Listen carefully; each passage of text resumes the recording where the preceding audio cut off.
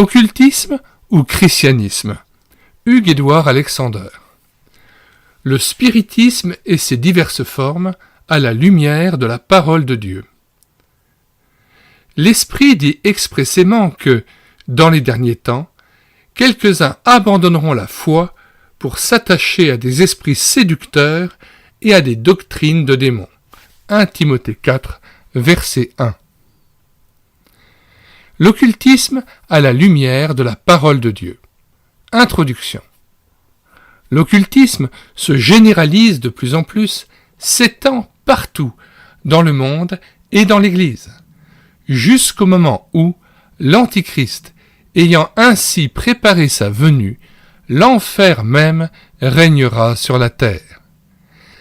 Si ces puissances de démons, signes avant-coureurs de la religion future de l'Antichrist, ont un pareil succès, c'est que l'occultisme se présente sous tant de formes différentes, avec des noms variés et trompeurs et des moyens d'action appropriés. Ce que Dieu a condamné si sévèrement autrefois dans sa parole existe actuellement et se pratique dans bien des domaines sous une forme plus ou moins subtile. Nombreux sont les chrétiens qui ont eu affaire à ces choses dans leur vie. Même s'ils ne les pratiquent pas, il leur en est resté une souillure et une empreinte satanique. En eux, le courant occulte se mêle au courant divin, et c'est pour eux que certaines paroles de la Bible ont été écrites, comme nous le verrons. Le monde physique dans lequel nous vivons est entouré d'un monde d'esprits. Ces esprits appartiennent à deux catégories qui, dans les temps de l'Antichrist, finiront par se confondre. 1. Les esprits des perdus, retenus actuellement en Hadès. Comparez Luc 16, verset 23, 1 Pierre 3, verset 19 et Apocalypse 9, verset 1 à 2. 2.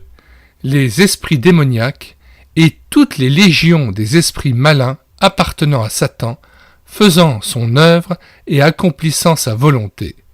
2 Pierre 2, verset 4 et Jude 6. Tout ce monde d'esprit est déjà sous la colère et la malédiction de Dieu. D'un bout à l'autre, la parole de Dieu avertit l'homme, croyant ou incrédule, qu'entrer en rapport avec eux, c'est attirer sur soi cette même malédiction et cette colère. Fin de la lecture de l'introduction de cet ouvrage. Nous mettons dans les commentaires de cette vidéo le lien en vue d'acheter le Word ou le PDF de cet ouvrage à la Maison de la Bible. Il vous en coûtera la modeste somme de 3,90 €. Nous y ajoutons le lien vers la playlist de l'audiobook intégral de cet ouvrage. Nous y ajoutons la liste d'ouvrages mettant en garde contre l'occultisme et le parler en langue. Tous ces ouvrages que nous vous indiquons sont téléchargeables gratuitement sur le site internet médiathèque-chrétienne.fr. De nombreux liens vous sont indiqués dans la description de cette vidéo. Nous vous recommandons tout particulièrement l'ouvrage de Georges Birch, Le ministère de délivrance, que nous avons traduit et mis à votre disposition, mais aussi lu intégralement en audiobook. Nous vous recommandons aussi nos deux playlists, Charismatisme ou Christianisme, et l'autre playlist, Pentecôtisme ou Christianisme, playlist où nous avons donné les liens vers les ouvrages mettant en garde contre l'extrême danger de la pratique du parler en langue et de cette hérésie au sein du christianisme qui conduit, hélas, l'Église chrétienne actuelle vers l'apostasie, dans la mesure où elle repose sur une conception doctrinale erronée de la réception du Saint-Esprit, le parler en langue n'étant pas le signe de la présence de l'Esprit Saint en nous. Si nous recevons l'Esprit Saint, c'est uniquement lorsque nous avons placé notre foi et notre confiance dans Jésus-Christ, en Jésus-Christ qui est mort pour nos péchés et ressuscité des morts et qui vit désormais dans notre cœur par l'Esprit Saint qui nous donne les arts de l'Esprit par l'obéissance de la foi. Occultisme ou christianisme? Hugues-Édouard Alexander. Le spiritisme et ses diverses formes à la lumière de la parole de Dieu. Nous vous invitons à télécharger le PDF ou le book de cet ouvrage à la Maison de la Bible. Sur le site de la Maison de la Bible, il ne vous en coûtera que 3,90 € pour le PDF et 3,99 € pour le book. Nous mettons dans les commentaires de cette vidéo le lien permettant d'accéder au site de la Maison de la Bible et à la page de téléchargement du PDF ou de l'e-book de cet ouvrage. Chapitre 1. 7 témoignages de la parole de Dieu contre tout ce qui a trait au monde des esprits et à ceux qui communiquent avec eux. 1. Le point de départ et la cause initiale de la chute en Éden. Satan agissant sous forme d'ange de lumière, c'est-à-dire comme il était avant sa chute, Ésaïe 14, versets 12 à 20, Ézéchiel 28, versets 12 à 19, a cherché à communiquer avec l'homme. Ève, ayant prêté l'oreille à la voix de Satan, était coupable de spiritisme, c'est-à-dire de communication avec le diable. Ayant écouté sa suggestion, elle y obéit et devint le premier médium, agissant d'abord sur son mari. C'est seulement alors qu'ils goûtèrent aux fruits défendus. Ainsi le péché entra dans le monde. Romains 5, verset 12. 2. Dieu détruisit la race entière par le déluge parce que les fils de Dieu virent que les filles des hommes étaient belles et ils prirent des femmes d'entre toutes celles qui leur plurent. Et l'Éternel dit, « Mon esprit ne contestera point dans l'homme à toujours. » Genèse 6, versets 2 à 3. Cela signifiait, « Puisque les choses en sont là, je cesserai de contester, de retenir leur iniquité. À cause de ce péché, je me retire et les livre à ce qu'ils ont choisi. » Comparez 2 Thessaloniciens 2, verset 7, verset 11, verset 12 et Luc 17, verset 26. L'usage spécial du terme « fils de Dieu » dans les passages suivants de l'Ancien Testament, Genèse 6, verset 1 à 4, Job 1, verset 6, 2, verset 1, 38, verset 7, Psaume 82, verset 1 à 6, Daniel 3, verset 25, comparé avec 2 Pierre 2, verset 4 à 5 et Jude 6, montre qu'il ne s'agit pas ici de la descendance de Seth, mais d'une terrible irruption d'esprits sataniques qui se répandirent alors parmi les hommes.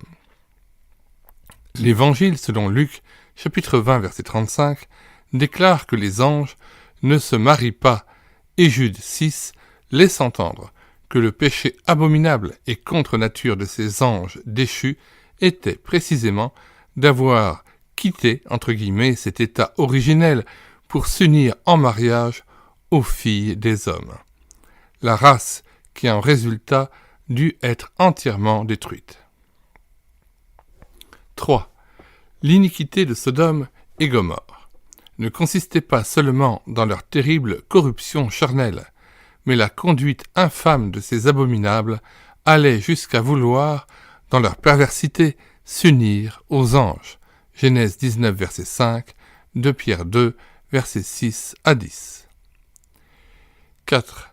Dieu donna l'ordre aux Israélites de détruire au fil de l'épée tous les habitants du pays de Canaan jusqu'aux enfants même, parce que leur iniquité était parvenue à son comble. Leur abomination occulte était telle que leur destruction fut un acte de grâce pour Israël et les pays environnants. Le péché principal de Canaan était donc le spiritisme, la communication avec les démons. Comparez Lévitique 20, versets 24 à 27, Deutéronome 7, verset 16, Deutéronome 18, versets 10 à 12 et Deutéronome 20, verset 17. Cinquièmement, dans Matthieu 27, versets 45 à 47, il nous est dit que Depuis la 6e jusqu'à la 9e heure, les ténèbres couvrirent la terre. Notre Seigneur s'écria alors, « Mon Dieu, pourquoi m'as-tu abandonné ?» Pendant ce temps s'accomplissait la rédemption du pécheur, l'expiation de son péché par la mort et le sang versé de son divin substitut. Mais ces ténèbres terribles s'expliquent aussi par le fait qu'à cette heure, il exposa publiquement en spectacle les principautés et les puissances infernales, les dépouillant de leur autorité et triomphant d'elles par sa croix. Colossiens 2, verset 15, Hébreux 2, verset 14, 1 Jean 3, verset 8. C'est en les jugeant ainsi que Dieu montra sa colère et sa haine contre tout ce qui a trait aux choses spirites, démoniaques ou occultes. Il leur voila sa face, et son Fils jeta ce cri affreux. Malheur donc à celui qui s'y livre aujourd'hui, qu'il soit chrétien ou non. Chapitre 6. L'Apocalypse nous révèle que, pendant le règne de l'Antichrist, le monde tout entier sera adonné à l'abomination du démonisme. Le point culminant de ce règne infernal sera la libération de ces hordes de démons et d'esprits damnés qui, jaillissant de l'abîme par un acte de Dieu, s'incarneront dans le monde de l'Antichrist comme une véritable Pentecôte infernale. Lire 2 Thessaloniciens 2, versets 7 à 13 et Apocalypse 9, versets 1 à 12. Tout y deviendra occulte à mesure que l'homme du péché, le fils de la perdition, étendra son pouvoir satanique sur l'univers. Voilà l'explication des jugements terribles dont Dieu frappera alors les hommes. Comme le monde fut auparavant jugé par l'eau du déluge, il le sera une seconde fois, pour les mêmes causes, par le feu. 2 Pierre 3, versets 6, 7 et 10.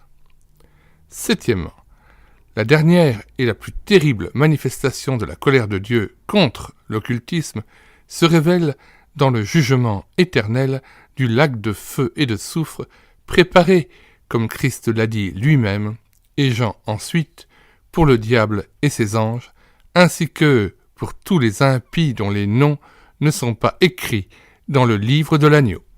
Matthieu 25, verset 41, Apocalypse 14, verset 9 à 11, chapitre 15, verset 4 à 7, chapitre 9, verset 20, chapitre 20, verset 10 à 15, chapitre 21, versets 8 et 27, chapitre 22, versets 11 et 15. Pour clore la lecture de ce chapitre 1, nous avons soin de lire les avertissements de Lévitique, chapitre 20, versets 24 à 27. Je vous ai dit, c'est vous qui posséderez leur pays, je vous en donnerai la possession. C'est un pays où coule le lait et le miel. Je suis l'Éternel votre Dieu qui vous est séparé des peuples. Vous observerez la distinction entre les animaux purs et impurs, entre les oiseaux purs et impurs, afin de ne pas rendre vos personnes abominables par des animaux, par des oiseaux, par tous les reptiles de la terre, que je vous ai appris à distinguer comme impurs. Vous serez saints pour moi, car je suis saint, moi l'Éternel, je vous ai séparés des peuples, afin que vous soyez à moi.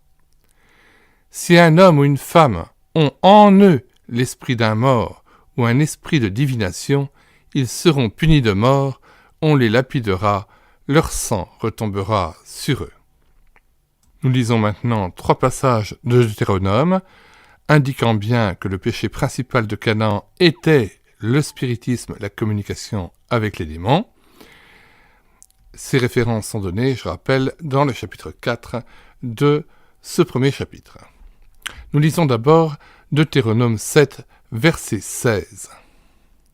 Tu dévoreras tous les peuples que l'Éternel ton Dieu va te livrer, tu ne jetteras pas sur eux un regard de pitié, et tu ne serviras point leur Dieu, car ce serait un piège pour toi.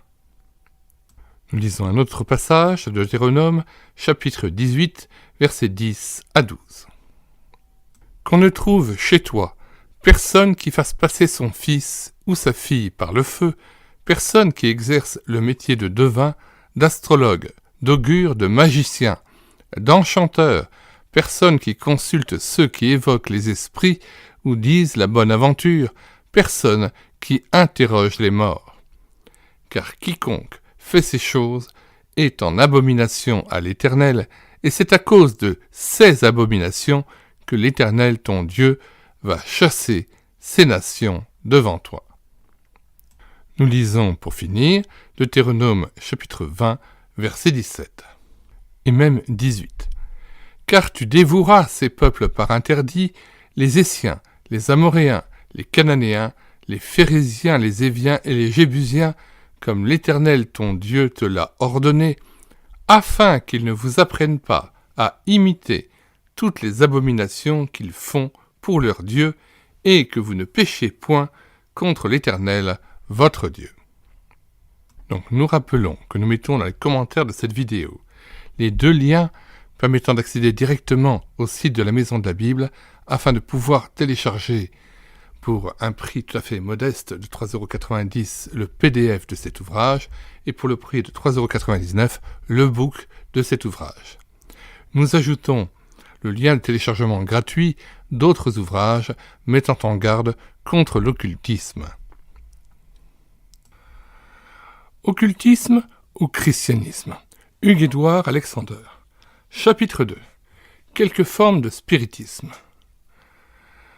Après avoir traité du spiritisme courant, païen, professionnel, pseudo-médical, médical et psychologique, Hugues-Édouard Alexander abordera le spiritisme chrétien, c'est-à-dire la science chrétienne, et le pentecôtisme. Introduction.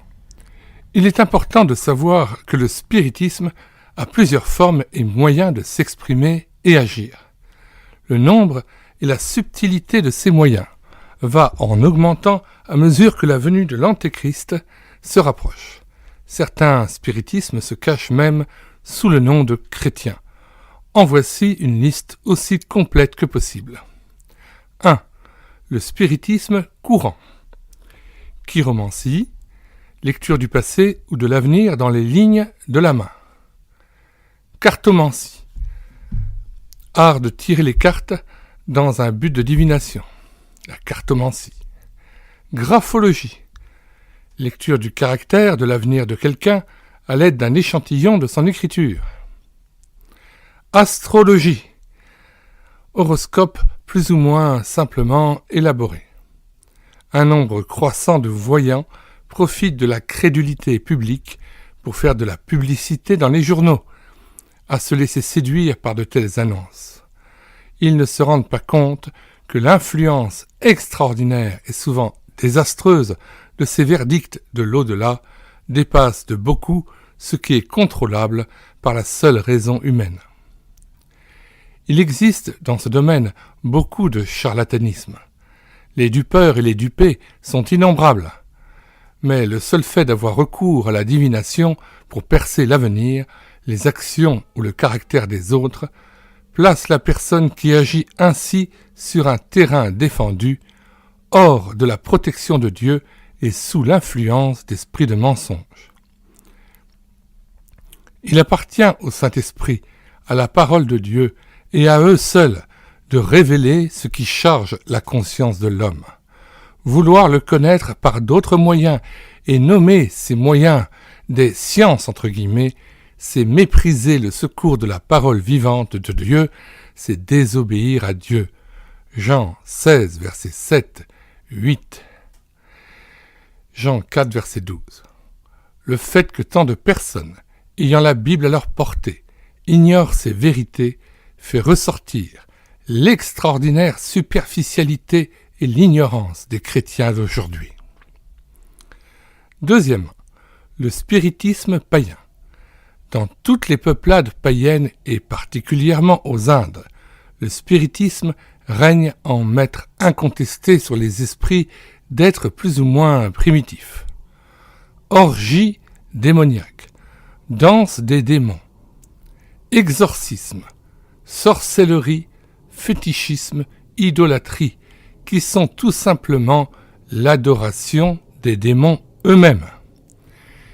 Ces dernières années, ces sciences occultes spécialement celles provenant des Indes, se sont largement répandues en Europe, soit par leurs prêtres ou fakirs attirant les foules par des tours de magie, soit par des livres d'allure philosophique, mais d'autant plus dangereux par les pratiques occultes qu'ils enseignent. Le spiritisme professionnel. 3. Après ces formes assez courantes du spiritisme auxquelles la plupart des gens ne voient aucun mal, entre guillemets, nous arrivons au spiritisme professionnel. Des médiums, constamment en relation avec l'au-delà, organisent des séances plus ou moins secrètes où l'on pratique en grand toutes ces choses défendues par Dieu depuis la télékinésie, table tournante, bibelot actionné magiquement, jusqu'à la nécromancie, invocation des esprits des morts, soit pour reprendre avec eux des relations, soi-disant humaines qui avaient été interrompues par leur décès, soit pour leur demander des éclaircissements et des révélations quant à la situation politique ou sociale du monde. Fameux oracle de Delphes dans l'Antiquité. Les personnes qui se donnent à ces pratiques ne se doutent souvent pas qu'elles communiquent directement avec le diable et ses satellites. 4. Le spiritisme pseudo-scientifique. Il est pratiqué par les sourciers, les détectives radiesthésistes qui, à l'aide d'un pendule ou d'une baguette de coudrier, découvrent des nappes d'eau souterraines ou des objets perdus, cachés, volés, un fluide magnétique entre guillemets invisible, souvent imaginaire, faisant agir le pendule. 5. Le spiritisme médical. La radiesthésie ne s'arrête pas au domaine géologique et physique, mais ces dernières années, surtout elle s'est introduite dans le domaine physiologique. Le pendule est désormais à même, employé par une personne, entre guillemets compétente, c'est-à-dire consciente de ce fluide magnétique spécial, ou prétendant le détenir, de diagnostiquer n'importe quelle maladie et d'en déterminer le remède. C'est une forme raffinée du spiritisme médical. Mais il existe encore quantité de rebouteux, guérisseurs qui agissent autant dans le domaine vétérinaire que sur les humains à l'aide de formules magiques, sortilèges, remèdes alchimiques, massages magnétiques, etc. Là encore, les dupeurs et les dupés sont innombrables. 6. Le spiritisme psychologique. Au spiritisme médical se rattache le spiritisme psychologique qui agit sur les forces et les capacités mentales des gens. Les hypnotiseurs et les psychanalystes suggestionnent leur sujet, sondent les profondeurs de leur âme et cherchent ainsi à découvrir la source de telle maladie, de tel état moral ou mental. Ils les transforment parfois en somnambules inspirés. Les magnétiseurs, eux, mettent en action les forces psychiques latentes et s'en servent sur autrui pour endormir, guérir ou faire agir d'une manière ou d'une autre, souvent par massage ou passe magnétique. Parlons enfin des hypnotiseurs qui agissent même à distance sur leur sujet par transmission de pensée ou télépathie. 7. Le spiritisme chrétien, c'est-à-dire la science chrétienne et le pentecôtisme.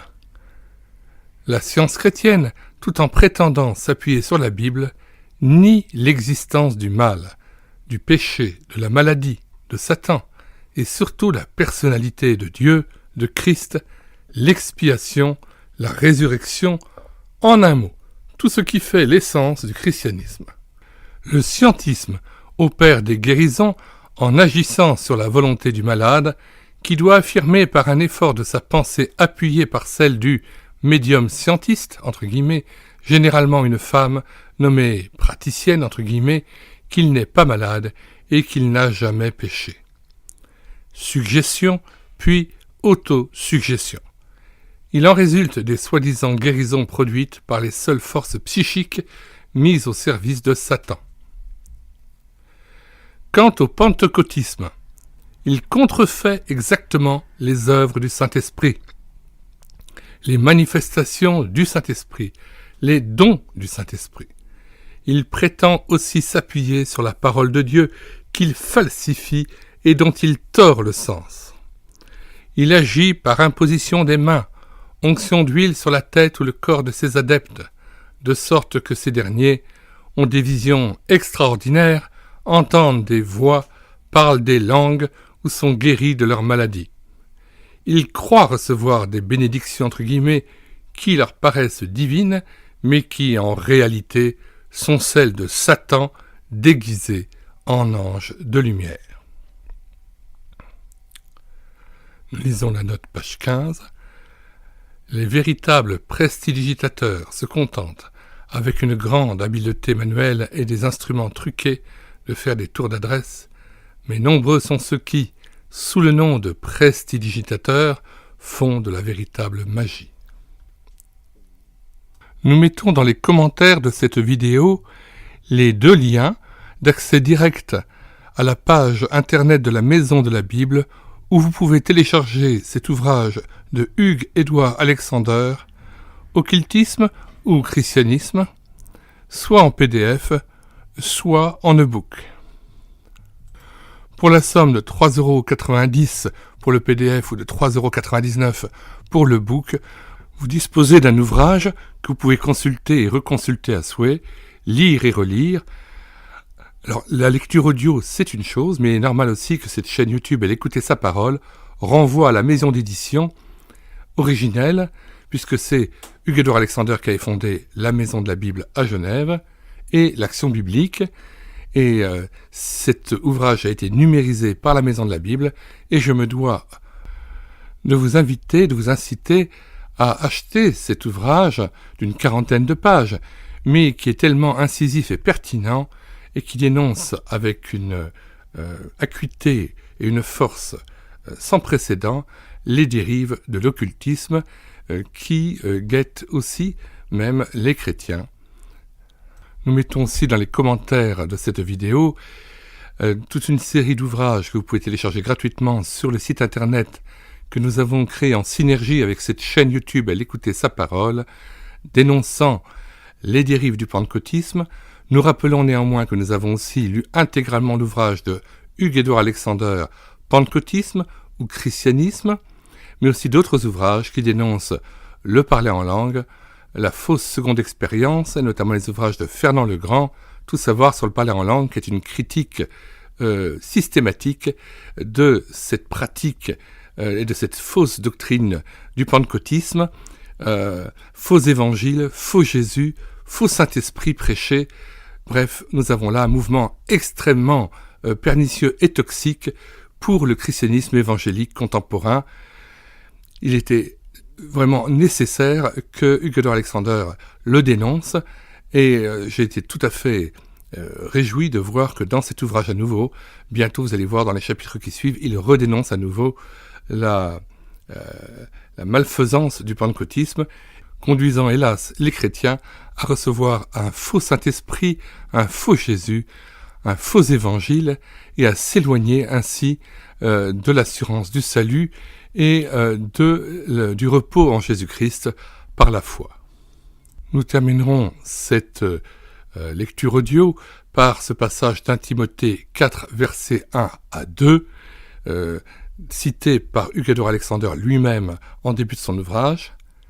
Mais l'Esprit dit expressément que, dans les derniers temps, quelques-uns abandonneront la foi pour s'attacher à des esprits séducteurs et à des doctrines de démons par l'hypocrisie de faux docteurs portant la marque de la flétrissure dans leur propre conscience. Occultisme ou christianisme? Hugues-Édouard Alexander. Chapitre 3. Le verdict de la parole de Dieu pour vous. Si quelqu'un a consciemment ou inconsciemment eu affaire à l'une ou l'autre forme de ce spiritisme, qu'il soit chrétien ou non, il a eu communion avec les démons.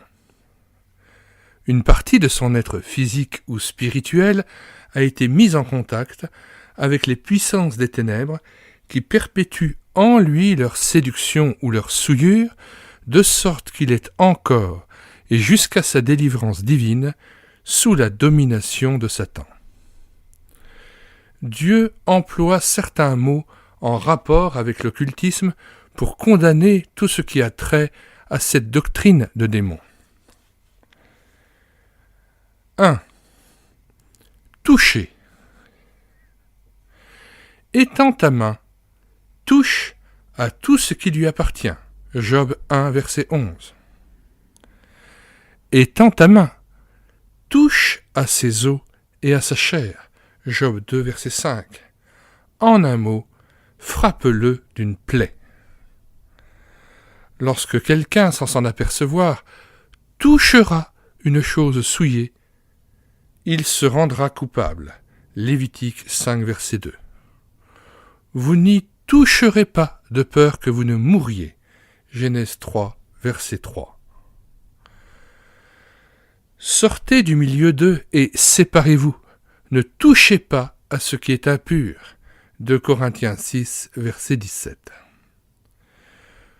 Toucher, seulement toucher, même sans s'en apercevoir, aux choses occultes, c'est s'occuper de la chose interdite, mériter la peine de mort, spirituelle et définitive. On ne se moque pas de Dieu.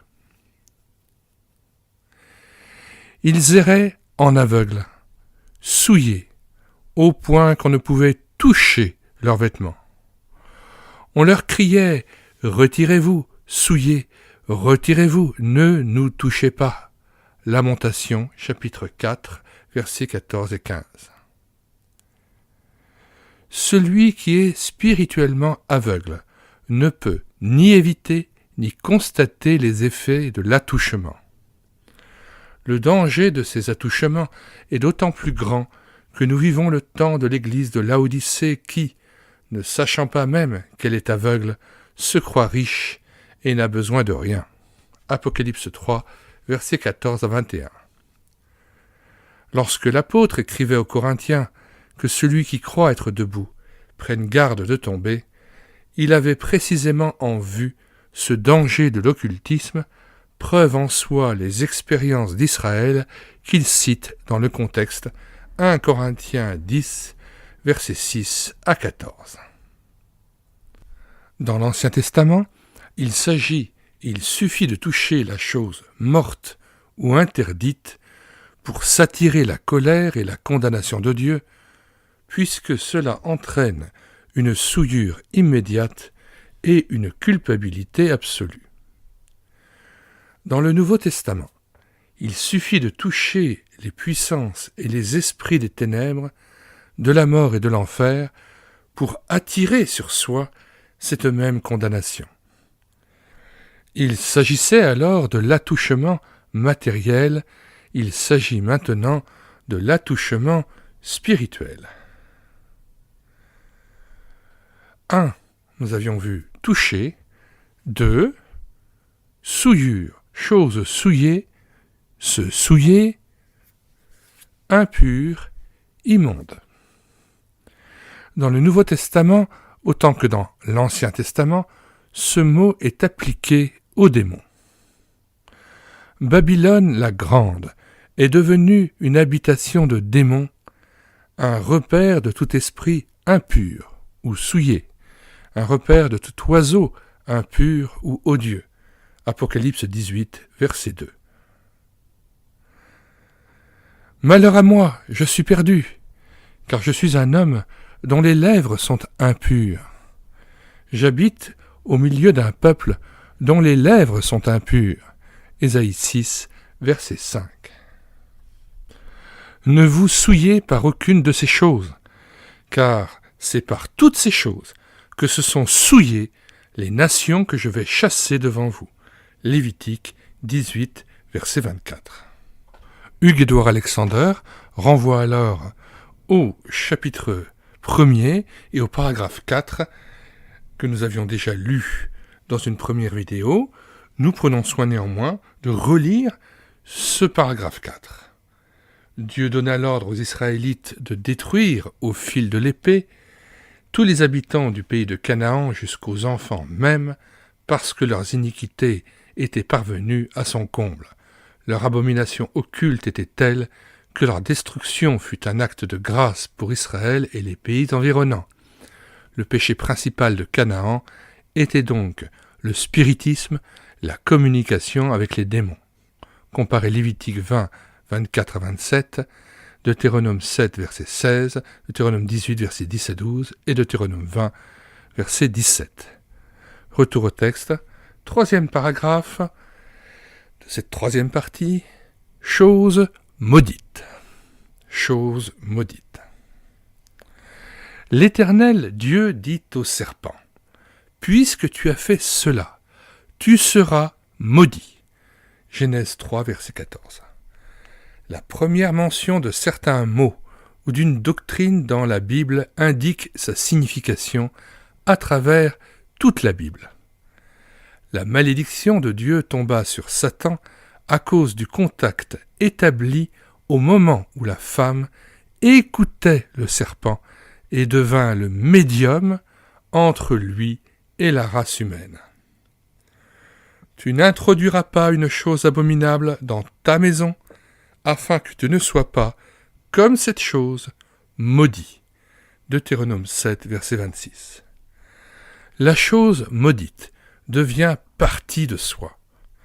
À force de s'adonner aux différentes formes de spiritisme, les hommes, croyant devenir très spirituels, très intelligents ou très puissants, des surhommes, deviennent au contraire les incarnations des désirs, des pensées et des forces de Satan, et lui préparent ainsi, tout simplement, son incarnation dans l'homme de péché. 2 Thessaloniciens 2, versets 4 et 8. Eh bien, prenons le temps de lire ces deux citations. À partir du verset 3, 2 Thessaloniciens 2, versets 3 et 4, tout d'abord. Que personne ne vous séduise d'aucune manière, car il faut que l'apostasie soit arrivée auparavant, et qu'on ait vu paraître l'homme du péché, le fils de la perdition, l'adversaire qui s'élève au-dessus de tout ce qu'on appelle Dieu ou de ce qu'on adore, jusqu'à s'asseoir dans le temple de Dieu, se proclamant lui-même Dieu. Alors juste une petite précision, le contexte est le suivant, des gens à cette époque dans l'église de Thessalonique troublaient l'église et prétendaient que le jour du Seigneur était déjà là. Nous lisons maintenant le deuxième passage cité par Hugues-Édouard Alexander un peu plus loin, dès le verset 7, « Car le mystère de l'iniquité agit déjà, il faut seulement que celui qui le retient encore ait disparu. Et alors paraîtra l'impie que le Seigneur Jésus détruira par le souffle de sa bouche et qu'il anéantira par l'éclat de son avènement. » Retour au texte. Rappelons juste le titre du troisième paragraphe. Chose maudite. Il ne s'attachera rien de la chose maudite à ta main, afin que l'Éternel revienne de l'ardeur de sa colère. Deutéronome 13, verset 17. Ces choses maudites s'attachent, s'agrippent à la personne qui se permet d'y toucher. Gardez-vous de la chose maudite, de peur que vous ne vous rendiez maudit en prenant de la chose maudite, et que vous ne mettiez le camp d'Israël sous malédiction. Josué 6, verset 18.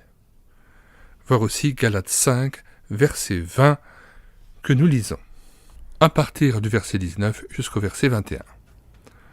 Or les œuvres de la chair sont manifestes.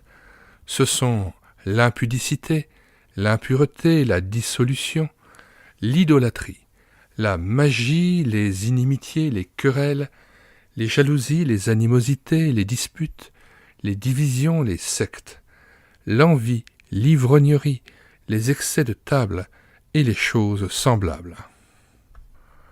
Je vous dis d'avance, comme je l'ai déjà dit, que ceux qui commettent de telles choses n'hériteront point le royaume de Dieu. Retour au texte. Voilà le commandement de Dieu relatif à la chose maudite et les terribles conséquences de toute désobéissance. 4e paragraphe. Abomination. Ainsi que les précédents, ce mot « abomination » est tout d'abord appliqué à l'occultisme et à ce qui s'y rattache. Qu'on ne trouve chez toi personne qui fasse passer son fils ou sa fille par le feu, personne qui exerce le métier de devin, d'astrologue, d'augure, de magicien, d'enchanteur, personne qui consulte ceux qui évoquent les esprits ou disent la bonne aventure, personne qui interroge les morts, car quiconque fait ces choses est en abomination à l'Éternel. Deutéronome 18, versets 10 à 12. Ils m'ont tourné le dos, et ils ne m'ont pas regardé. Ils ont placé leurs abominations dans la maison sur laquelle mon nom est invoqué, afin de la souiller. Jérémie 32, versets 33 à 34. S'adonner à l'occultisme, c'est donc tourner le dos à Dieu. Ils ont excité sa jalousie par des dieux étrangers, ils l'ont irrité par des abominations. Deutéronome 32, verset 16. S'adonner à l'occultisme, c'est exciter sa jalousie. Par droit originel, nous sommes ses créatures, non pas celles de Satan. Lorsque tu seras entré dans le pays que l'Éternel ton Dieu te donne, tu n'apprendras point à imiter les abominations de ces nations-là. Deutéronome 18, verset 9. Tu l'auras en horreur, tu l'auras en abomination, car c'est une chose maudite. Deutéronome 7, verset 26. Ces deux passages prouvent que non seulement il ne faut pas imiter ce qui touche à l'occultisme, mais encore avoir en horreur tout ce qui s'y rattache. Enfin, cette malédiction, cette souillure, cette abomination s'incarne et se résume dans l'Antichrist, ses esprits précurseurs et ceux qui se laissent influencer par eux. Des troupes se présenteront sur son ordre, celui de l'Antichrist. Elles profaneront le sanctuaire, la forteresse, elles feront cesser le sacrifice perpétuel et dresseront l'abomination du dévastateur. Daniel 11, verset 31. Cette femme était vêtue de pourpre et d'écarlate et parée d'or, de pierres précieuses et de perles. Elle tenait dans sa main une coupe d'or remplie d'abominations et des impuretés de sa prostitution. Sur son front était écrit un nom, un mystère. Babylone la grande, la mère des impudiques et des abominations de la terre. Apocalypse 17, versets 4 à 5. Voilà donc comment la parole de Dieu juge le spiritisme et tous ceux qui le pratiquent. Dans une prochaine vidéo, nous donnerons quelques précisions pratiques quant à la manière dont vous pouvez avoir touché au spiritisme. Avant de nous quitter, nous précisons que dans les commentaires de cette vidéo, nous mettons le lien d'accès à la page de la Maison de la Bible où vous pouvez télécharger, après avoir payé pour une somme modique de 3,90 € le PDF ou 3,99 € le pub, la version en Word ou en e-book de cet ouvrage « Occultisme ou christianisme » de Hugues-Édouard Alexander.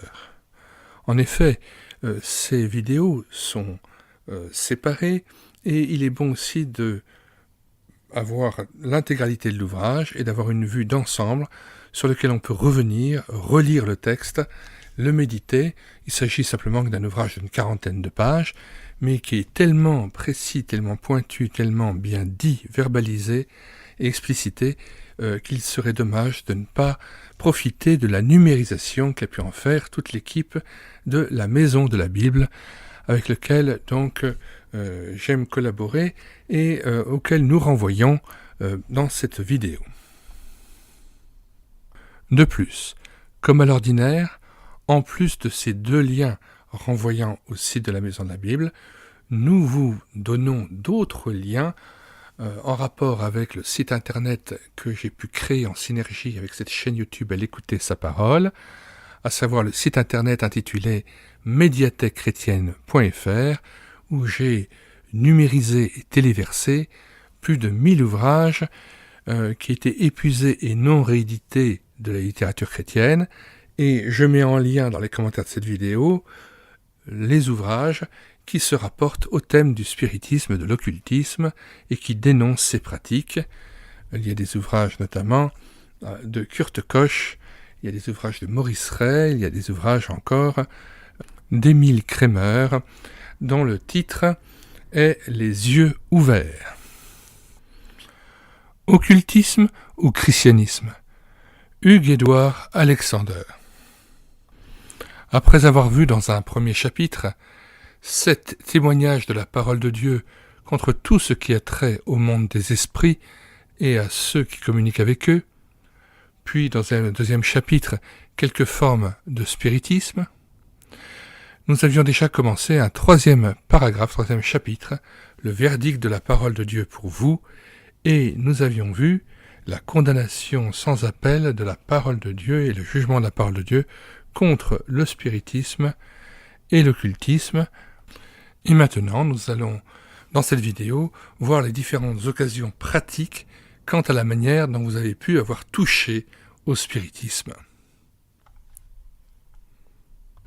Premièrement, vous êtes-vous fait tirer les cartes, lire les lignes de la main, tirer un horoscope, analyser l'écriture? L'avez-vous fait en personne, par écrit, pour vous-même ou pour autrui? Si oui, vous avez transgressé la loi de Dieu en vous livrant aux démons. Exode 22, verset 18, 1 Samuel 28, verset 6 à 7, 1 Chronique 10, verset 13. Deuxièmement, comme missionnaire, avez-vous réalisé que le paganisme était du démonisme sans mélange? Avez-vous été troublé ou affecté d'une manière quelconque par une pratique satanique païenne? Auriez-vous ramené avec vous un tel attouchement? Une souillure de ce genre ne serait-elle pas la clé de votre état spirituel? N'oubliez pas que Satan rôde toujours autour de vous, cherchant qui il pourra dévorer. Avez-vous assisté à une séance de fakirisme ou de prestidigitation douteuse? Avez-vous lu un livre traitant des sciences occultes occidentales ou hindoues? Si oui, vous avez désobéi à Dieu et vous avez touché la chose maudite. Troisièmement, avez-vous assisté et pris part à certains jeux de société consistant à faire tourner des tables, invoquer l'esprit de tel ou tel mort, illustre pour en obtenir des révélations entre guillemets? Avez-vous assisté à des séances spirites? Vous avez eu communion avec l'enfer et vous êtes aujourd'hui infecté. Avez-vous eu des relations quelconques avec un spirit? C'est-à-dire un homme qui invoque les esprits. Un spirit. Si oui, vous avez faussé compagnie à Dieu pour communier par ce spirit, par ce médium, avec le monde des démons. Sans même que vous le sachiez, vous avez été mis en contact avec la chose défendue, voir Lévitique, chapitre 5, verset 2. Quatrièmement, avez-vous employé un pendule, une baguette pour découvrir une source, un objet égaré? Il est écrit: « Mon peuple consulte son bois, et c'est son bâton qui lui parle. » Car l'esprit de prostitution ou de fornication égare, ils se prostituent, se soustrayant à leur Dieu. Osée chapitre 4, verset 12. Cinquièmement, avez-vous consulté un médecin radiesthésiste? Vous êtes-vous fait traiter par un rebouteux, un guérisseur? Vous êtes-vous appliqué à vous-même, aux autres, ou même à votre bétail, un traitement magique ou enchanté quelconque? Si oui, vous êtes coupable devant Dieu. Sixièmement, avez-vous jamais été hypnotisé par quelqu'un? L'avez-vous jamais fait vous-même? Avez-vous été psychanalysé, magnétisé? Avez-vous jamais usé de la télépathie? Savez-vous qu'il y a dans l'homme des forces dont on découvre de plus en plus les ressources, afin de les employer pour agir sur autrui et atteindre un but précis? Ce fluide, entre guillemets, ces forces latentes, déchues de l'homme, mises en action, agissent sur autrui par l'intermédiaire de la volonté, de la pensée, de l'attouchement, de la fixation du regard, de la parole, d'incantation, c'est-à-dire de répétition de certaines formules, même tirées de la Bible, par l'intermédiaire d'objets magnétisés. Sachez que la personne qui vous a hypnotisé a main mise sur vous et que sa force psychique était l'intermédiaire, le médium, le canal d'esprits démoniaques qui sont entrés en vous et ont pris possession de vous. La partie magnétisée de l'être reste possédée, paralysée, cautérisée jusqu'à la délivrance. En agissant vous-même ainsi, vous avez fait ce que Dieu défend et vous avez livré vos forces latentes aux démons qui en ont pris possession. Alors nous développerons dans une vidéo séparée les deux derniers points très importants. 7. Avez-vous assisté à des réunions de la science chrétienne? Avez-vous eu affaire à des scientistes? Et en 8, nous parlerons du point suivant. Avez-vous touché au pentecôtisme? Nous mettons dans les commentaires de cette vidéo non seulement le lien d'accès à la page de la Maison de la Bible, où vous pouvez télécharger, après l'avoir acheté, l'ouvrage de Hugues-Édouard Alexander, Occultisme ou Christianisme. Je le rappelle, pour une somme tout à fait modeste de 3,90 € pour le PDF et de 3,99 € pour le book. Mais en tout cas, vous posséderez vous-même l'intégralité de cet ouvrage. Je pense que le lire en audiobook, c'est une chose, mais pouvoir s'emparer de cet ouvrage, le relire, le consulter, voir les références qui sont données, on est amené forcément à revenir sur le texte, à le relire, et puis pourquoi pas aussi en parler avec d'autres personnes et à échanger sur ce point.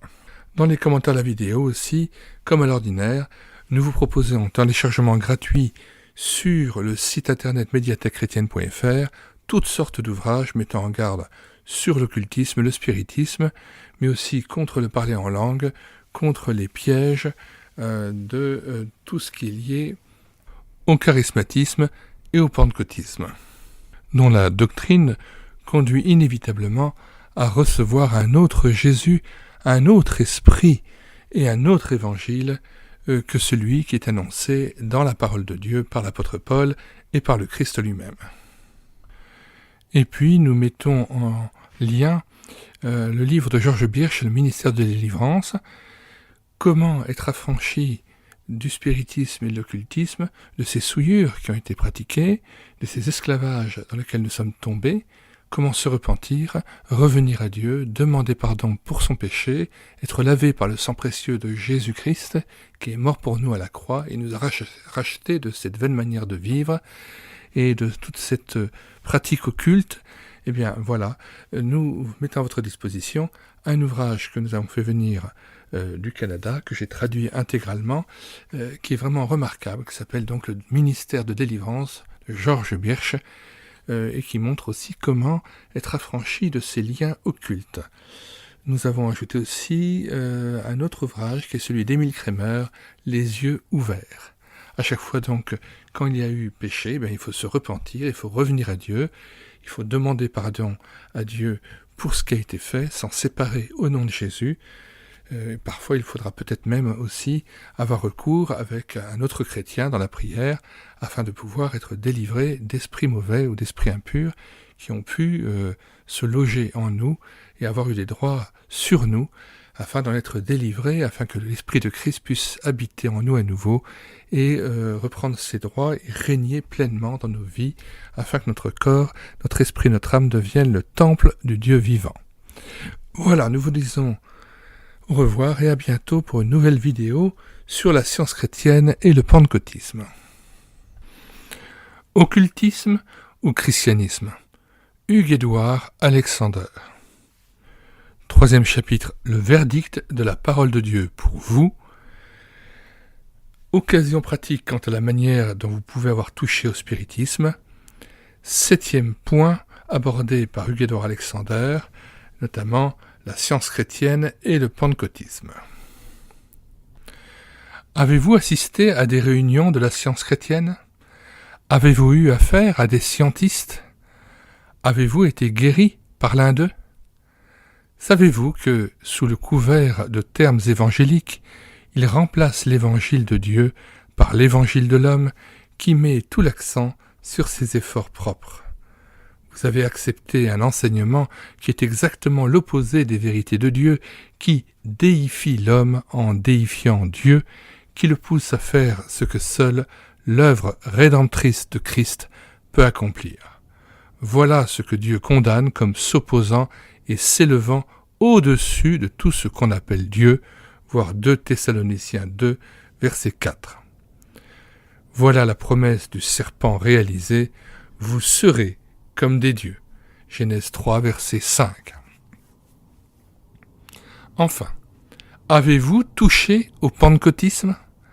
Avez-vous eu, dans leur séance, des sensations physiques allant jusqu'à vous faire parler en langue, entre guillemets? Ou bien, même en étant seul, avez-vous eu des extases et des manifestations spirituelles extraordinaires, croyant être sous l'action du Saint-Esprit?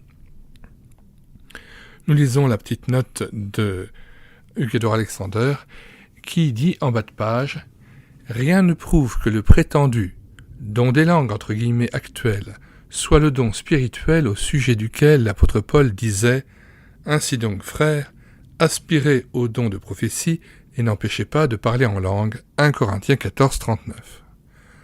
Le don des langues entre guillemets pentecôtistes en est une contrefaçon. Les abus qui s'y rattachent en sont la preuve, de même que la nature de ces prétendues révélations entre guillemets quand elles sont interprétées entre guillemets. La lecture de la première épître aux Corinthiens, chapitres 13 et 14, montre que déjà à ce moment, le don des langues d'Acte 2, verset 6 et d'Acte 10, verset 46 avait dégénéré. Retour au texte, avec relecture des 2 phrases précédentes. Avez-vous touché au pentecôtisme? Avez-vous eu, dans leur séance, des sensations physiques allant jusqu'à vous faire parler en langue? Ou bien même, en étant seul, avez-vous eu des extases et des manifestations spirituelles extraordinaires, croyant être sous l'action du Saint-Esprit? Sachez que Satan a pris possession de votre corps qui, de cette façon, est devenu le médium des esprits d'anges de lumière. Voir 2 Corinthiens 11, versets 13 à 15 que nous lisons. Ces hommes-là sont de faux apôtres, des ouvriers trompeurs, déguisés en apôtres de Christ. Et cela n'est pas étonnant, puisque Satan lui-même se déguise en ange de lumière. Il n'est donc pas étrange que ces ministres aussi se déguisent en ministres de justice. Leur fin sera selon leurs œuvres. Retour au texte. Vous n'avez pas reçu l'Esprit de Dieu, mais un esprit satanique qui maintient son emprise sur vous et se sert de vous pour agir sur autrui, peut-être même par le moyen de versets bibliques. Vous êtes possédé du démon et avec cette possession est venu un aveuglement absolu quant à la vérité et au bon sens. 2 Timothée 1, verset 7. Ainsi qu'une énergie d'erreur, entre guillemets, qui vous fait croire à ces mensonges avec zèle et conviction, et considérez ceux qui vous avertissent de votre terrible danger comme péchant contre le Saint-Esprit, entre guillemets, ou s'opposant à l'œuvre de Dieu, entre guillemets. Votre vie est en communion directe avec le monde des démons, et cela, au nom de Dieu, votre situation est tragique. Avez-vous jamais entendu des voix, une musique céleste, qui vous ont amené à agir ensuite, et vous ont fait croire à un message de Dieu et du ciel ? Sachez qu'il s'agit d'esprits qui vous ont séduit, et vous séduisent encore. Le fait que ces voix, entre guillemets, aient cité des versets bibliques démontre une fois de plus cette solennelle vérité, de même que dans Genèse 3:1, Job 4, versets 15 à 16, et la tentation de notre Seigneur, Satan et ses démons se servent encore de la parole de Dieu pour vous séduire.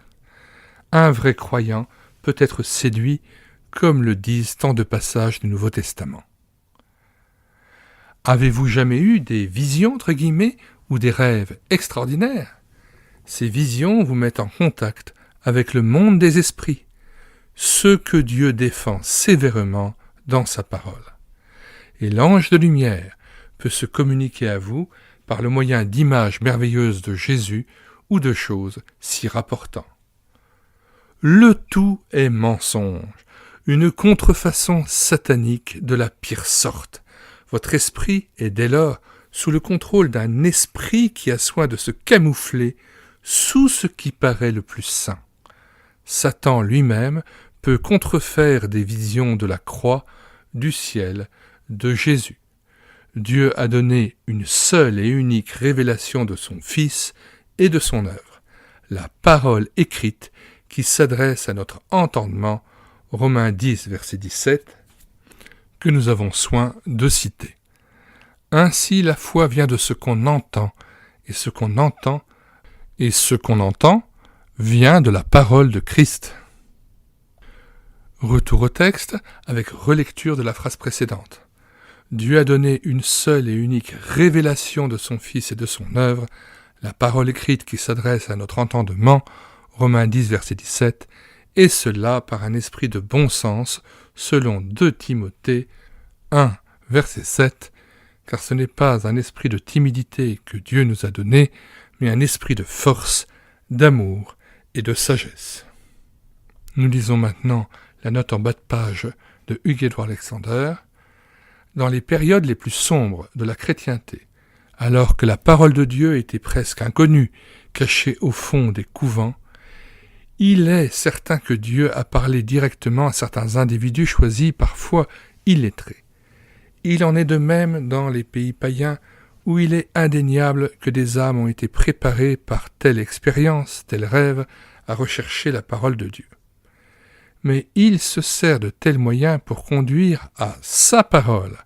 C'est elle que Dieu a destinée à éclairer la voie des hommes, et non pas des signes ou des rêves. La foi vient de ce qu'on entend, et ce qu'on entend vient de la parole de Christ. Romains 10, verset 17, déjà cité plus haut. Il parle, Dieu parle, par la parole écrite, et par ses serviteurs qui annoncent son message. Retour au texte. Avez-vous parlé en langue, entre guillemets, sous la prétendue autorité du Saint-Esprit et de la parole écrite ? C'est une forme commune du spiritisme. Le chrétien est amené à se livrer de la sorte à des esprits, à parler en langue, entre guillemets, à hurler, même à imiter des cris d'animaux, et cela par un soi-disant baptême du Saint-Esprit. Vous pouvez à ce sujet d'ailleurs télécharger et lire l'ouvrage de langue, d'où viennent ces langues, que nous avons numérisé et mis à votre disposition sur médiathèquechrétienne.fr en téléchargement gratuit bien entendu, où Lang avait été lui-même témoin de ce premier parler en langue vécu en 1906 rue Azusa, et ensuite en était sorti et avait dénoncé les dérives du pentecôtisme. Retour au texte. Au lieu d'être le canal du Saint-Esprit contrôlant votre âme et votre corps par le moyen de la parole écrite, votre esprit, en parlant en langue, est devenu le véhicule par lequel les esprits étrangers de l'ange de lumière sont entrés en vous et par vous dans d'autres. Les mauvais esprits, toujours à la recherche d'incarnation, trouvent ainsi ce qu'ils cherchent en vous et citent la parole de Dieu pour se justifier. Vous a-t-on imposé les mains ? En autant de contrefaçons innombrables, soyez sur vos gardes, car l'imposition des mains peut vous communiquer l'influence et les souillures spirituelles caractérisant la personne qui a agi sur vous. Acte 19, versets 13 à 17, 1 Timothée 5, verset 22. Que nous citons, n'impose les mains à personne avec précipitation et ne participe pas au péché d'autrui. Toi-même, conserve-toi pur. Retour au texte. Pour terminer, souvenez-vous qu'il est écrit « Vous êtes esclaves de celui à qui vous obéissez » Romains 6, verset 16. Quiconque se livre au péché est esclave du péché. Et Jean 8, 34. Ne vous mettez pas avec les infidèles sous un joug étranger. Car quel rapport y a-t-il entre la justice et l'iniquité ? Ou qu'y a-t-il de commun entre la lumière et les ténèbres ? Quel accord y a-t-il entre Christ et Bélial ?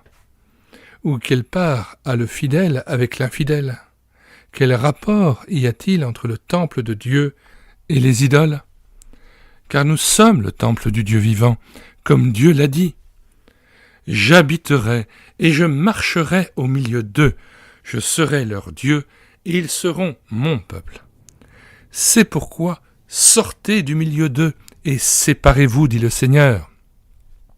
Ne touchez pas à ce qui est impur, et je vous accueillerai.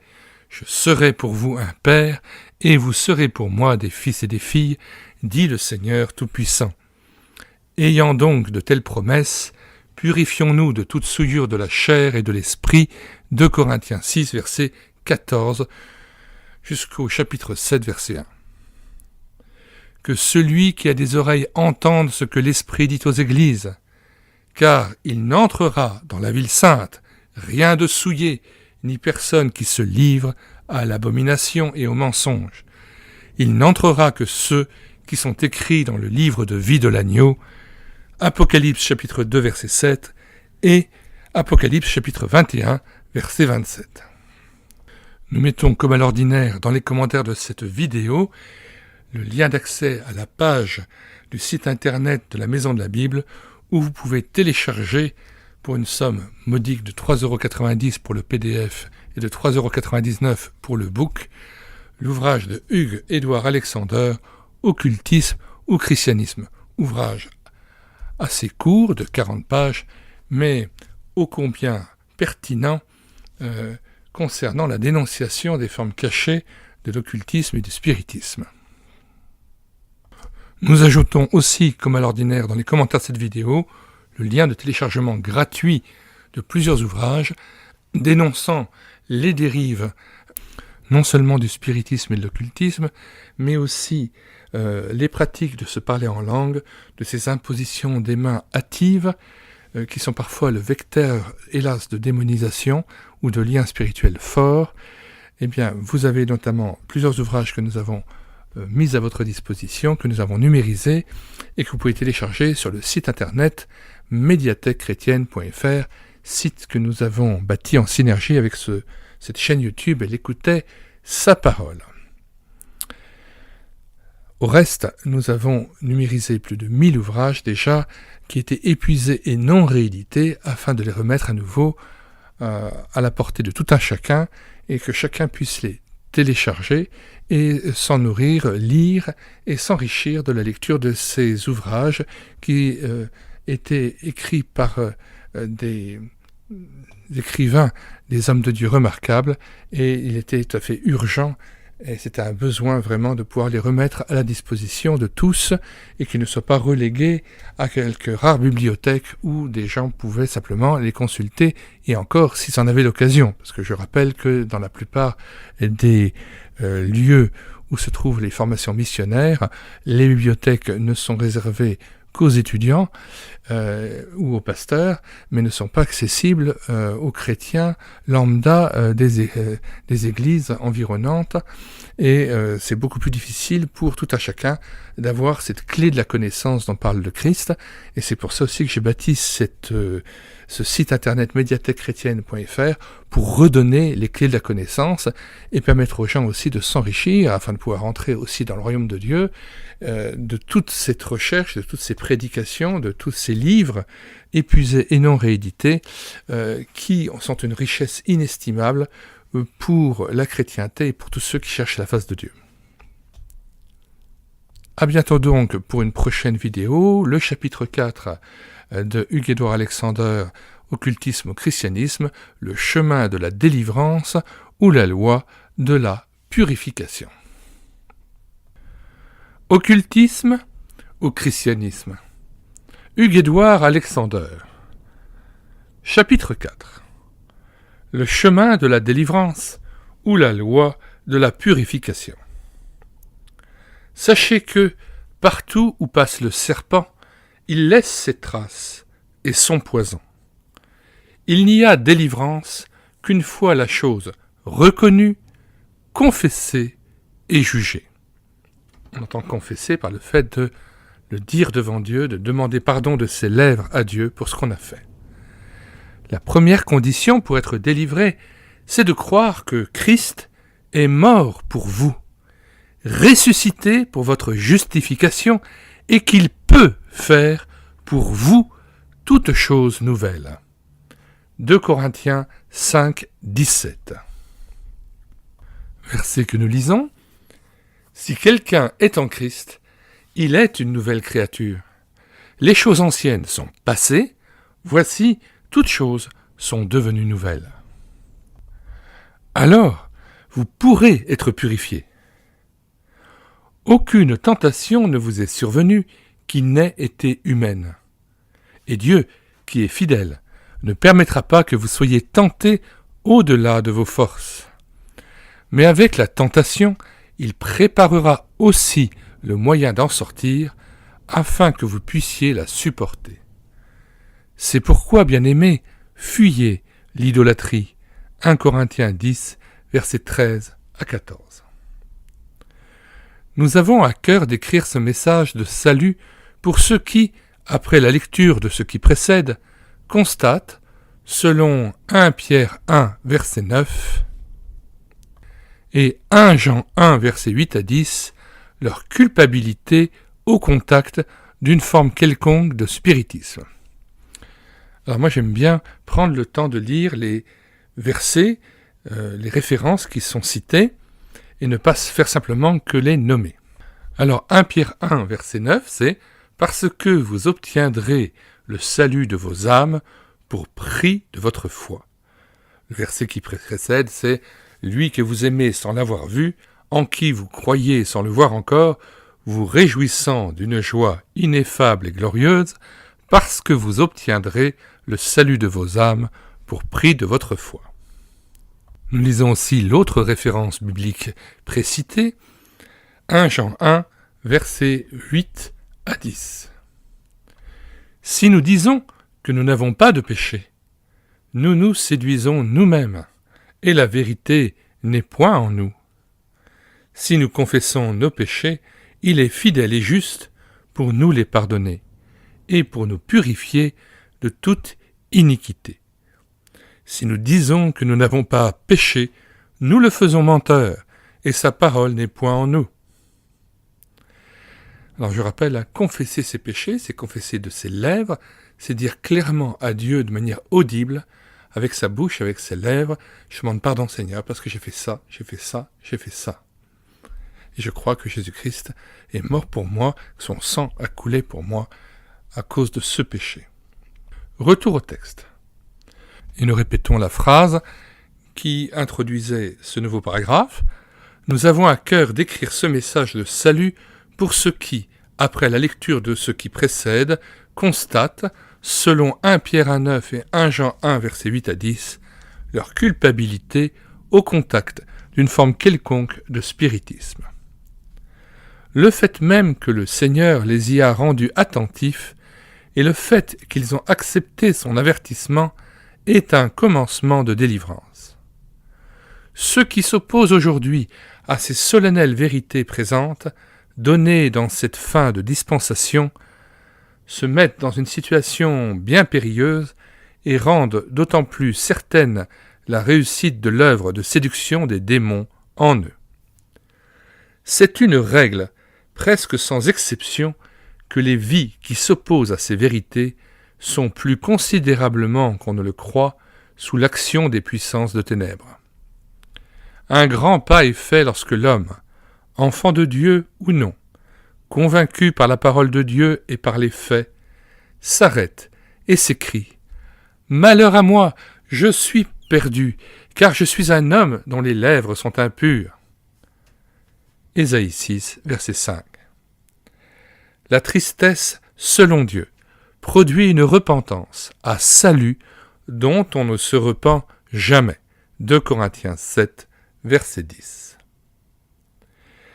C'est par la parole de Dieu et la personne de Christ, notre souverain sacrificateur, Épître aux Hébreux, que vous serez rendus attentifs aux attouchements sataniques dans votre vie. La parole de Dieu est vivante et efficace, plus tranchante qu'une épée quelconque à 2 tranchants, pénétrant jusqu'à partager âme et esprit, jointure et moelle. Elle juge les sentiments et les pensées du cœur. Hébreux 4, verset 12. Cette parole est vivante et efficace contre ces œuvres de mort en nous. Énergique dans son action contre ces puissants ennemis qui vous possèdent. Plus tranchante qu'une épée à 2 tranchants, ceci, afin de transpercer l'être psychique, de diviser la vie d'âme d'avec celle de l'esprit, d'atteindre les lieux reculés de l'être, afin d'y juger toute souillure et séduction, ces créatures, entre guillemets, qui ne peuvent plus se soustraire à sa lumière. Telle est l'opération de grâce et de vérité dont le monde a tellement besoin aujourd'hui et devant laquelle tant recule. Si vous rendez les armes, vous découvrirez en Jésus-Christ non seulement le Seigneur qui est mort sur la croix pour expier le péché parfaitement, mais encore votre souverain sacrificateur, maintenant dans la gloire, et qui, du trône de la grâce, répond en avocat à Satan, accusateur des frères. 1 Jean 2, verset 1. Nous lisons 1 Jean 2, verset 1. Mes petits enfants, je vous écris ces choses afin que vous ne péchiez point. Et si quelqu'un a péché, nous avons un avocat auprès du Père, Jésus-Christ le juste. Antitype d'Aaron, Jésus-Christ accomplit maintenant son œuvre d'intercession et de purification, de parfaite délivrance dans votre vie. Alors là, je pense qu'il faut s'arrêter un petit peu puis expliquer quelques mots difficiles. D'abord, le fait de dire que Jésus-Christ est antitype d'Aaron. Aaron était souverain sacrificateur, mais il était mortel, alors que Christ est immortel, il est éternel, il est ressuscité, il a vaincu la mort, alors qu'Aaron était un souverain sacrificateur qui a dû finir son service à un moment ou à un autre parce que la mort a mis fin à ses fonctions. Et puis, il y a le fait qu'Aaron était aussi pécheur et qu'il devait offrir des sacrifices pour ses propres péchés. Et donc, Christ est l'antitype d'Aaron sur ce point précis, qu'il n'a pas dû offrir des sacrifices pour ses propres péchés, puisque lui-même était sans péché, il n'a jamais péché, il est Jésus-Christ le juste, il est Dieu éternel, et il n'a jamais cédé à la tentation. L'œuvre d'intercession maintenant. Intercéder pour quelqu'un, c'est parler en sa faveur et aller auprès du Père pour plaider pour nous en tant qu'avocat. Christ intercède pour nous, ça veut dire qu'il se porte garant pour nous. Vois, Père, cet homme, cette femme a cru en moi, il a cru que mon sang a coulé pour lui, pour elle, à la croix, il a confessé son péché, il a été purifié, eh bien, reçois-le dans ta gloire, il est ton enfant. Retour au texte. Nous n'avons pas un souverain sacrificateur qui ne puisse compatir à nos faiblesses.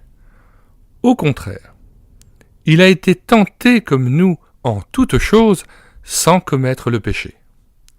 Approchons-nous donc avec assurance du trône de la grâce, afin d'obtenir miséricorde et de trouver grâce pour être secourus dans nos besoins.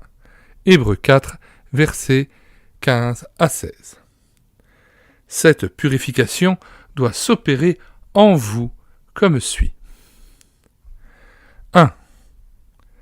Comprenez et acceptez votre culpabilité. C'est un point capital. Que vous ayez pratiqué ces choses, ou que vous en ayez été souillé consciemment ou inconsciemment, vous êtes coupable devant Dieu. Vous avez eu communion avec elle, et vous êtes actuellement souillé par ce qui est, pour Dieu, une abomination, une chose maudite. Ces choses sont tellement graves aux yeux de Dieu que sa parole se termine presque sur ces mots. Il n'y entrera rien de souillé, ni personne qui s'adonne à l'abomination et au mensonge, et autre passage cité de l'Apocalypse, que celui qui est souillé se souille encore, Apocalypse 21, verset 27, et 22, verset 11. Alors, quand il est dit « il n'y entrera rien de souillé », il est parlé de la Jérusalem céleste, de la cité du Dieu vivant, dans laquelle pourront rentrer les justes, ceux qui ont été justifiés par la foi en Christ et qui auront été jugés dignes d'avoir part à la vie éternelle. Que la croix du calvaire vous révèle ce péché, que la parole de Dieu fasse son œuvre en vous. Alors, repentant et convaincu de votre culpabilité, venez au Seigneur avec le cri du lépreux souillé. Si tu le veux, tu peux me rendre pur. Et lui, qui est le même hier, aujourd'hui et éternellement, répondra « Je le veux, sois pur ».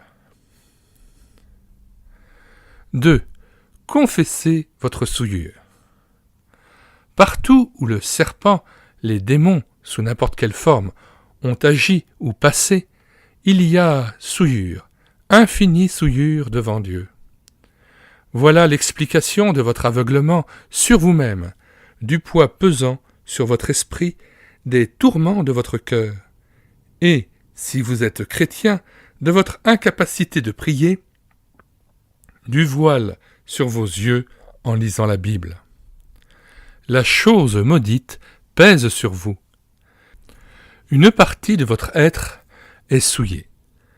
Bien qu'il ne s'en soit pas aperçu, il sera toutefois souillé.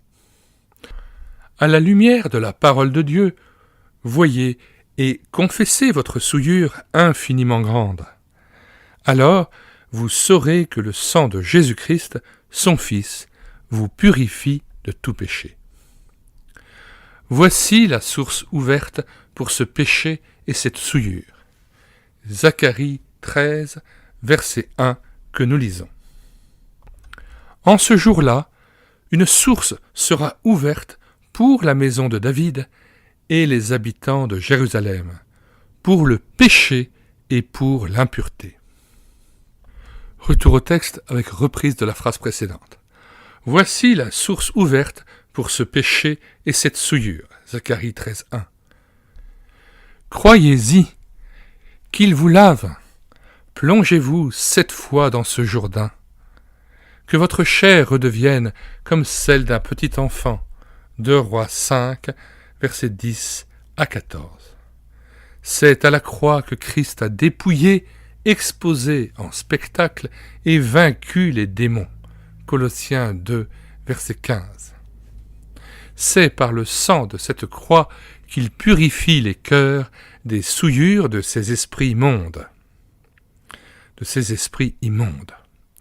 Grâce soit rendue à Dieu pour une telle victoire et un tel remède.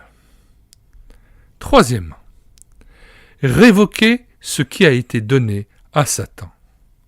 Chassez la présence des démons de votre vie. Ne savez-vous pas qu'en vous livrant à quelqu'un comme esclave pour lui obéir, vous êtes esclave de celui à qui vous obéissez ? Romains 6, verset 16.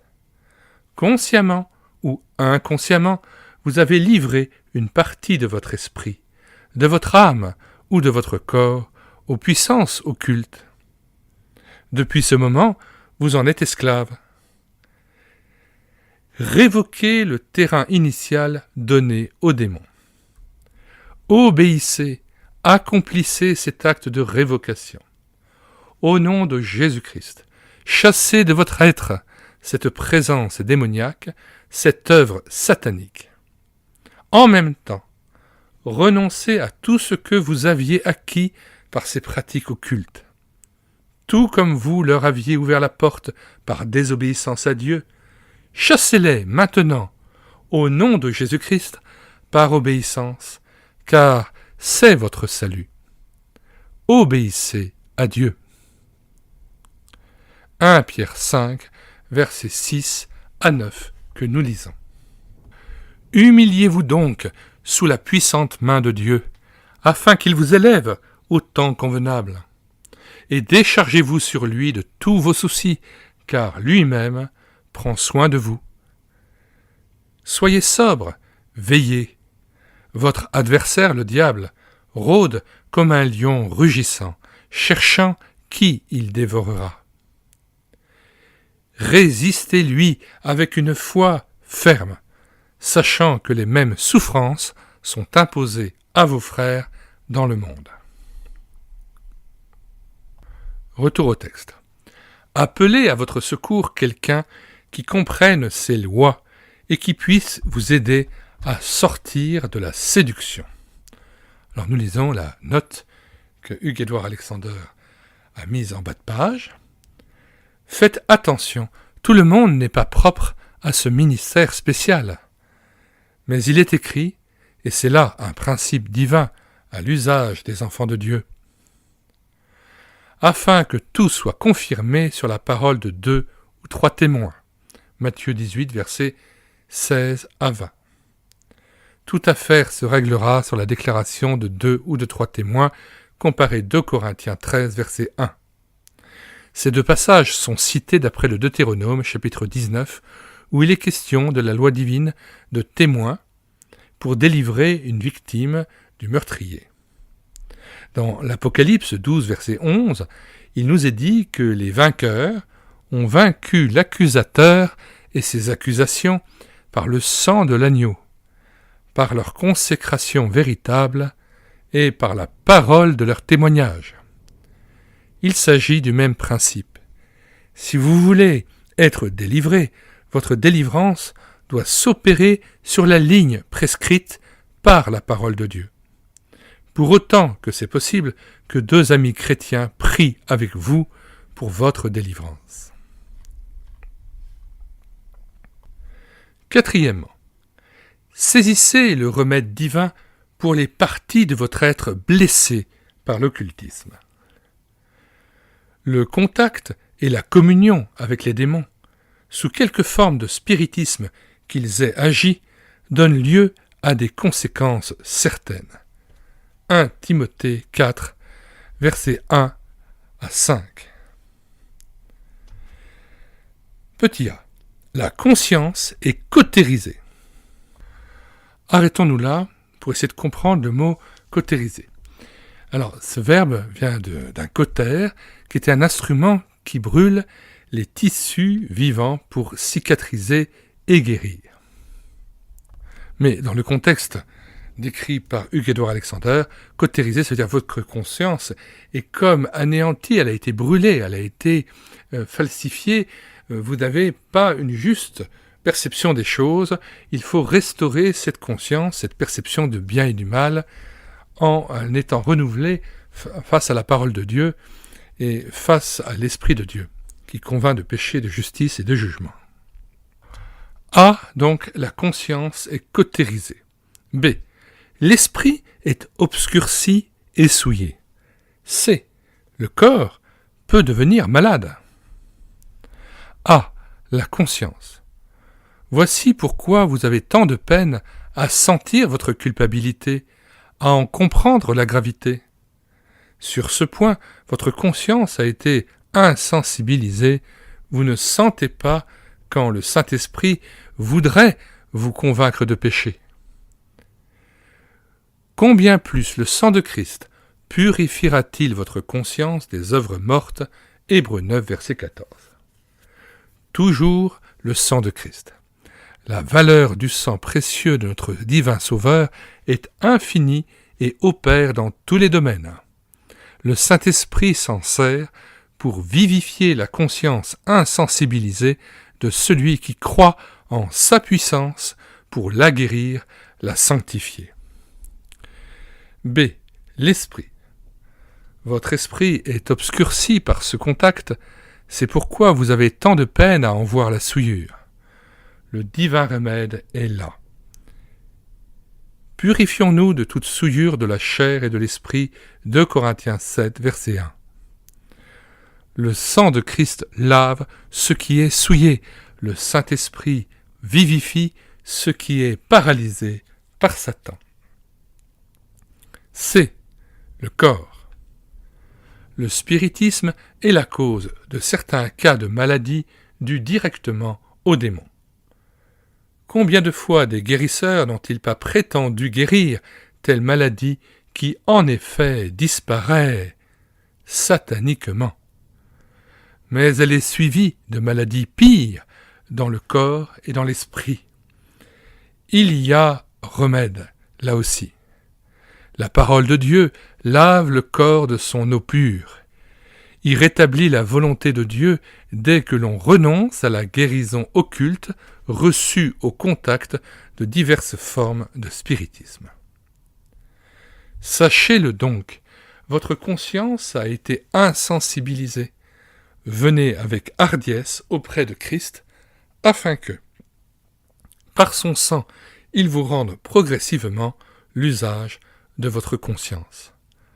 Votre esprit a été obscurci, c'est encore auprès de lui que vous trouverez le renouvellement de cette partie de votre être un temps livrée à Satan. Celui qui est né de Dieu, le malin ne le touche pas. 1 Jean 5, verset 18. Quiconque est né de Dieu ne pratique pas le péché. 1 Jean 3, verset 9. Ou bien vous étiez né de Dieu avant votre péché, ou bien, par sa grâce, vous venez de naître de nouveau par la puissance de son sang. Ces versets sont au temps présent et sont maintenant un puissant secours sur le chemin de délivrance. Vous êtes né de Dieu. Le malin ne peut pas continuer à réaliser ses désirs à votre égard.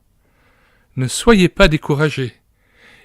Dieu est miséricordieux et fidèle. Hébreux 2, versets 14 à 18. Les puissances des ténèbres doivent céder devant lui. Les flétrissures, les souillures qu'elles ont apportées dans votre âme doivent disparaître devant son sang.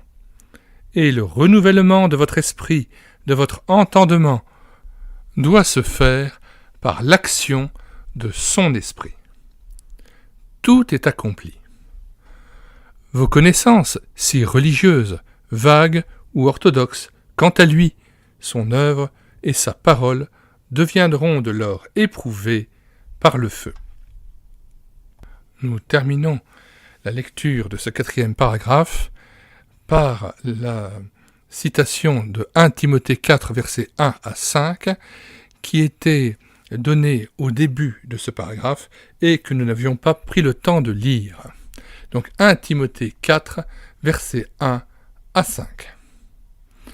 Mais l'Esprit dit expressément que, dans les derniers temps, quelques-uns abandonneront la foi pour s'attacher à des esprits séducteurs et à des doctrines de démons, par l'hypocrisie de faux docteurs portant la marque de la flétrissure dans leur propre conscience. Prescrivant de ne pas se marier et de s'abstenir d'aliments que Dieu a créés pour qu'ils soient pris avec action de grâce par ceux qui sont fidèles et qui ont connu la vérité. Car tout ce que Dieu a créé est bon et rien ne doit être rejeté, pourvu qu'on le prenne avec action de grâce et de reconnaissance, parce que tout est sanctifié par la parole de Dieu et par la prière. Donc juste peut-être la définition du mot flétrissure, porter la marque de la flétrissure dans leur propre conscience. Alors, au niveau littéraire, la flétrissure, c'est une grave atteinte à l'honneur, à la réputation de quelqu'un. Les synonymes, c'est un déshonneur, ignominie, honte, infamie, opprobre, souillure, tâche. Retour au texte. 5e paragraphe. Séparez-vous sans réserve de tout contact ou association avec ces œuvres de mort. Les objets magnétisés doivent être brûlés ou détruits. Ésaïe 30, verset 22 que nous lisons. Vous tiendrez pour souiller l'argent qui recouvre vos idoles et l'or dont elles sont revêtues. Tu en disperseras les débris comme une impureté. Hors d'ici, leur diras-tu. Retour au texte. Les souvenirs et les moyens de contact avec ce passé doivent être bannis de votre vie. Les associations, les amitiés avec ceux qui pratiquent l'occultisme sous quelque forme que cela soit, doivent être rompues. 2 Corinthiens 6, versets 14 à 18, 2 Timothée 2, verset 19. Vous devez haïr jusqu'aux vêtements souillés par la chair. Jude 23. Défaites-vous de toute littérature concernant ces sujets occultes, et comme au temps de l'Église primitive, brûlez tout. Acte 19, verset 19 que nous lisons. Dès le verset 18, Acte 19, verset 18, 19 et 20. Plusieurs de ceux qui avaient cru venaient confesser et déclarer ce qu'ils avaient fait. Et un certain nombre de ceux qui avaient exercé les arts magiques, ayant apporté leurs livres, les brûlèrent devant tout le monde. On en estima la valeur à 50 000 pièces d'argent. C'est ainsi que la parole du Seigneur croissait en puissance et en force. La gravité de toutes ces pratiques occultes explique aussi pourquoi Dieu ordonna la destruction des médiums dans l'Ancien Testament et leur mort par lapidation. Voilà la première raison de la nécessité divine du lac de feu et de soufre préparé pour l'éternel jugement des démons. 6.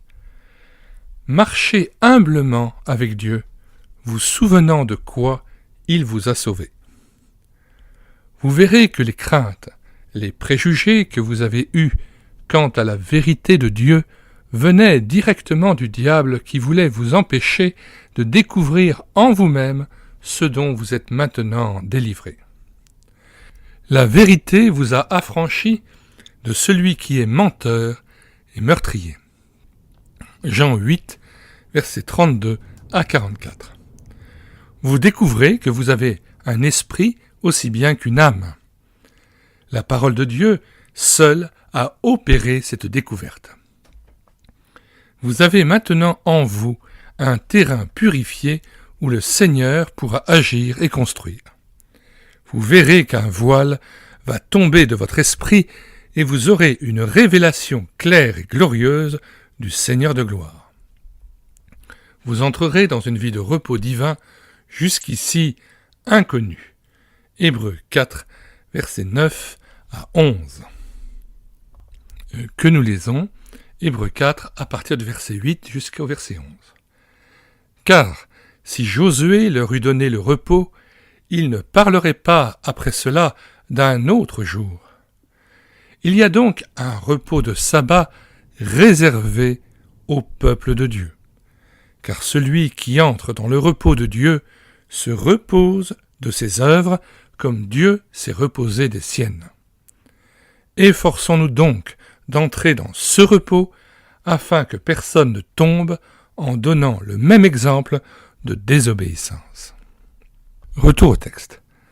Dieu se servira de vous pour secourir ceux qui sont tentés. Hébreux 2, verset 18. Que nous lisons, car, ayant été tenté lui-même, il est question de Christ, dans ce qu'il a souffert, il peut secourir ceux qui sont tentés. Retour au texte. Ces expériences pénibles seront transformées en bénédictions. Le châtiment aura porté son fruit paisible de justice. Hébreux 12, verset 11. La parole de Dieu, devenue parole de justice, exercera votre esprit libéré à discerner entre le bien et le mal. Hébreux 5, versets 13 à 14 et Genèse 3, verset 5. Et vous, chrétiens, ou bien vous n'avez jamais touché à ces choses, et Dieu vous dit que celui qui croit être debout prenne garde de tomber, ou bien vous venez d'en être délivré. Dieu vous demande maintenant du discernement. Lévitique 10, versets 10 à 11. Il vous demande d'enseigner cette vérité et de ne pas omettre, ne pas oublier les avertissements concernant ces choses dans votre service. Ézéchiel 44, verset 23, Ézéchiel 22, verset 26.